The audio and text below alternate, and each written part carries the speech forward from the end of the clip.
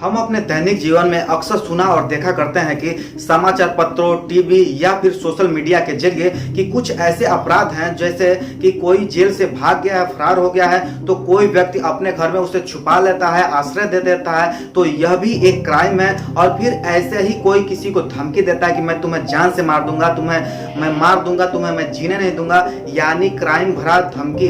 तो यह भी एक अपराध है, इसके बारे में हम बात करने वाले हैं। और फिर ये भी देखते हैं कि कोई किसी को जान से मार देता है, उसके बावजूद भी वो बच जाता है। तो ऐसे अपराध में कितने साल की सजा होती है, क्या प्रावधान है और कैसे इसमें जमानत मिलती है, आज की इस वीडियो में हम बात करने वाले हैं। दोस्तों, आज के इस वीडियो में भारतीय दंड संहिता की धारा 216, 506 और 307 में क्या प्रावधान है, क्या सजा है और कैसे इसमें जमानत मिलती है, आज की इस वीडियो में पूरा डिटेल से हम बात करने वाले हैं। दोस्तों, आज का वीडियो बहुत ही लंबा होने वाला है, आप लोग पूरे एंड तक देखते रहिए। आपको पूरे डिटेल से मैं बताऊंगा कि इन सभी में कैसे आपको प्रावधान है, क्या सजा है और कैसे इसमें जमानत मिलती है। दोस्तों, मैं हूं कुमार प्रदीप, आप लोग का बहुत बहुत स्वागत है मेरे चैनल पे। दोस्तों, अगर आप मेरे चैनल पर नए हैं तो लाइक, कमेंट, शेयर जरूर करें। अगर आप मेरे चैनल पर पुराने हैं तो बेल आइकन को दबाएं, जिससे मेरी वीडियो आप तक तुरंत पहुंच सके। तो चलिए दोस्तों, वीडियो को स्टार्ट करते हैं।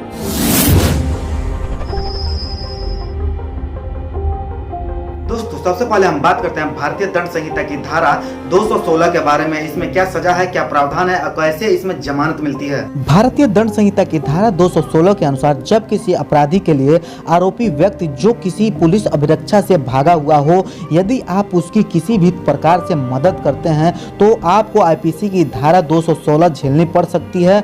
इस धारा में क्या होता है हम आपको बता देते हैं। जो व्यक्ति पुलिस हिरासत से निकल भागा हो, जिसे पकड़ने का आदेश दिया जा चुका हो, तो यदि उसका अपराध मृत्यु दंड है तो आपको 7 वर्ष का कार्यकाल और आर्थिक दंड का भी भुगतान करना पड़ सकता है।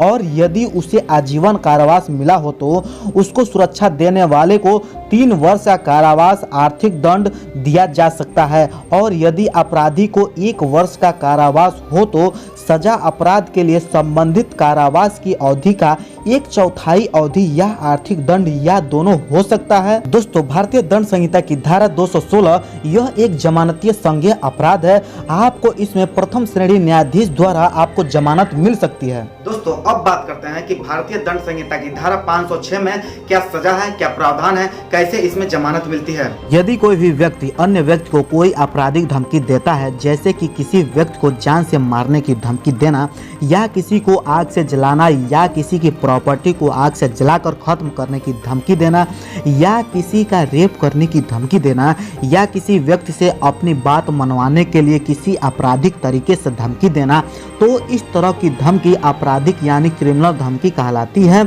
ऐसी धमकियां देने पर आईपीसी की धारा 506 लगाई जाती है। धमकी के साथ साथ ही अगर कोई व्यक्ति किसी इज्जतदार औरत की आबरू या उसकी इज्जत पर किसी प्रकार लांछन लगाता है तो ऐसे व्यक्ति के ऊपर भी भारतीय दंड संहिता की धारा 506 लगाई जाती है। दोस्तों, अब बात करते हैं धारा 506 में सजा का क्या प्रावधान है।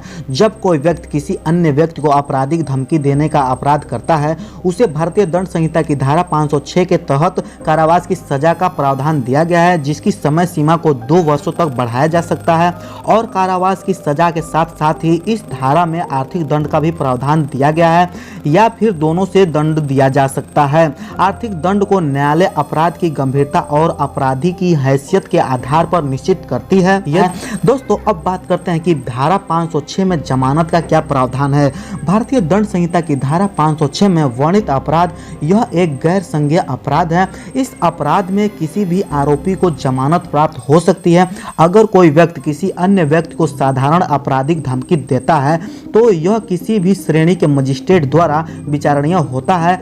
और यदि मृत्यु या गंभीर चोट की धमकी दी जाती है तो यह केवल और केवल प्रथम श्रेणी के मजिस्ट्रेट द्वारा विचारणीय होता है। इस अपराध में यदि पीड़ित व्यक्ति चाहे तो आरोपी के साथ समझौता भी कर सकता है, लेकिन पीड़ित व्यक्ति को यह समझौता मजिस्ट्रेट के सामने करना होगा। दोस्तों अब फाइनली बात करते हैं कि आईपीसी की धारा 307 में क्या सजा है, क्या प्रावधान है, कैसे इसमें जमानत मिलती है।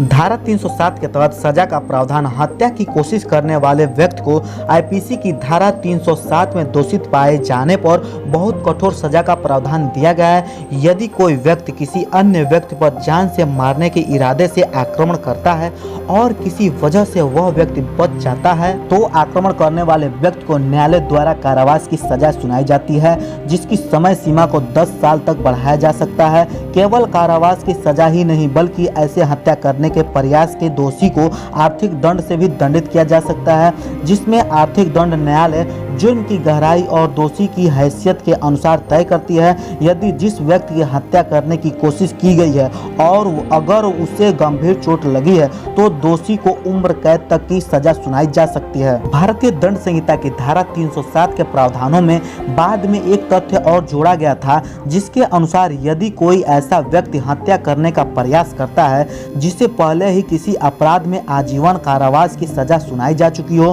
तो ऐसे व्यक्ति को उसके इस अपराध के लिए न्यायालय से सजाए मौत तक दी जा सकती है। यदि कोई व्यक्ति किसी अन्य व्यक्ति पर इस प्रकार आक्रमण करता है कि उसे काफी गंभीर चोट लग जाए किंतु मारने वाले व्यक्ति का इरादा उस व्यक्ति की हत्या करने का नहीं था तो ऐसी स्थिति में दोषी को धारा 307 के स्थान पर भारतीय दंड संहिता की धारा 325 के अनुसार सजा सुनाई जा सकती है। दोस्तों अब बात करते हैं धारा 307 में कैसे जमानत मिलती है। आईपीसी की धारा 307 में एक गैर जमानती अपराध की सजा का प्रावधान दिया गया है। इसका मतलब यह एक ऐसे अपराध का दंड है जिसमें जमानत का मिलना बहुत ही कठिन हो जाता है। इस अपराध में एक आरोपी को पुलिस स्टेशन से तो किसी प्रकार से जमानत मिल ही नहीं सकती है और गैर जमानती अपराध होने के कारण जिला न्यायालय या डिस्ट्रिक्ट कोर्ट से भी जमानत की याचिका को निरस्त कर दिया जाता है। लेकिन ऐसे अपराध में जब एक आरोपी अपने प्रदेश की उच्च न्यायालय में जमानत के लिए याचिका दायर करता है तो संभवतः उसे जमानत मिल सकती है, लेकिन हाई कोर्ट में भी जमानत मिलने के अवसर काफी कम होते हैं। यदि हाई कोर्ट को ऐसा प्रतीत होता है, ऐसा लगता है कि शायद यह अपराध आरोपी ने नहीं किया है या आरोपी के घर में कोई गंभीर आपात स्थिति हो रही है तो ऐसी दशा में हाई कोर्ट आरोपी को जमानत की याचिका को मंजूरी दे सकता है। दोस्तों फाइनली बात करते हैं कि भारतीय दंड संहिता की धारा 216 और 506 और 307 में एक अधिवक्ता की आवश्यकता क्यों होती है। तो दोस्तों ऐसे अपराध में किसी भी अपराधी को बच निकलना बहुत ही कठिन कार्य है, इसलिए आपको किसी ऐसे अधिवक्ता की आवश्यकता पड़ती है कि वह आपके केस को अच्छे तरीके से सुलझा सकता है, क्योंकि एक अधिवक्ता ही ऐसा व्यक्ति साबित हो सकता है जो आपके केस को अच्छे तरीके से सुलझा सकता है और आपको जमानत भी दिलवा सकता है। लेकिन जब भी आप किसी अधिवक्ता को अपने केस में नियुक्त करें तो सबसे पहले आपको यह जानना जरूरी है कि वह अपने क्षेत्र में निपुण वकील है या नहीं है। अगर वह अपने क्षेत्र में निपुण वकील होगा तो आपके केस को जीतने का अवसर और भी बढ़ जाएगा। दोस्तों आज की इस वीडियो में आपने जाना कि भारतीय दंड संहिता की धारा 216 और 506 और 307 में क्या सजा है, क्या प्रावधान है और कैसे इसमें जमानत मिलती है। दोस्तों मुझे वीडियो बनाने का सिर्फ एक ही मकसद होता है कि आप तक सही जानकारी जाए, आपका कोई मिसयूज ना करें। दोस्तों अगर आज का वीडियो आप लोगों को पसंद आया हो तो लाइक कमेंट शेयर जरूर करें। दोस्तों अगर आपके मन में कोई भी डाउट हो, कोई भी सवाल हो तो मुझसे कमेंट करके पूछ सकते हैं। आप लोग का बहुत बहुत धन्यवाद। जय हिंद, वंदे मातरम।